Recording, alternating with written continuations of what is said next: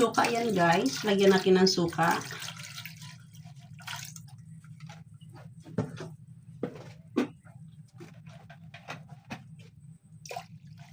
Babad natin sa suka. Tapos, lalagyan natin ng asin.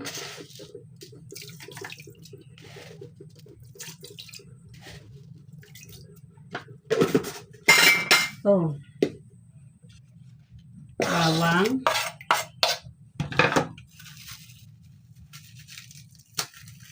Lagyan natin ng paminta.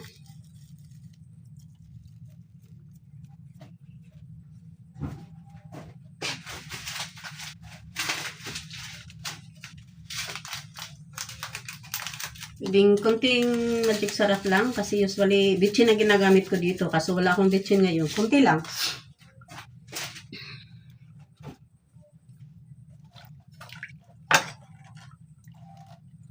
Ang nilagay ko ditong bawang ay isang buong bawang, isang ulo. Okay. Tapos ngayon, ilalagay na natin isa-isa yung bangus. Ito yung daing. Yan. Kailangan ilublob natin sila. Masarap ito. Pang naka-preserve lang sila. Siguro pag ganyan natin. Kasi 1 kilo itong bangus na aking nilagay. Ang binili ko. So, diba?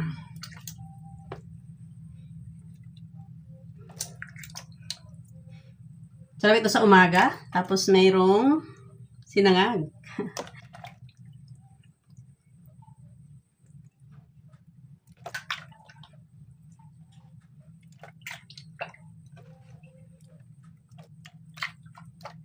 Paborito ko talaga ang daing na bangus sa umaga. Tapos may sinangag ka, diba?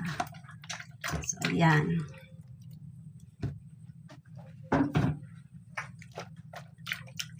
Tapos atin siyang aanuhin muna natin.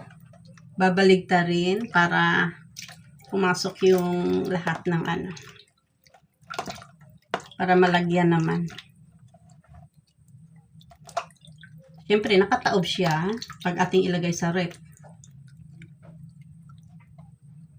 Pati haya, ilalapad talaga siya para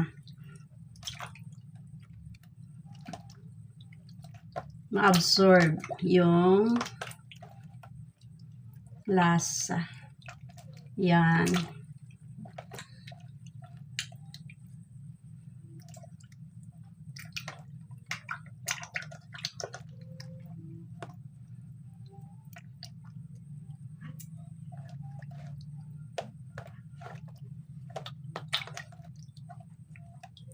So, yung ibang bawang, ilagay natin sa may ibabaw, no? Kasi ang dami din ng bawang sa ilalim.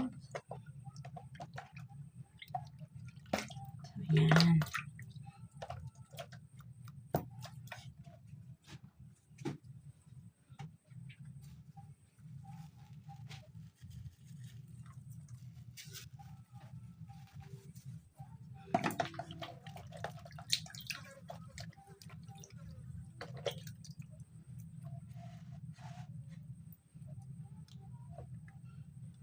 So, ito na yung ating daing na bangus. Ayan.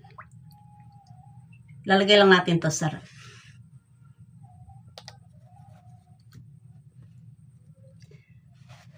Ito na guys, ang ating daing na bangus.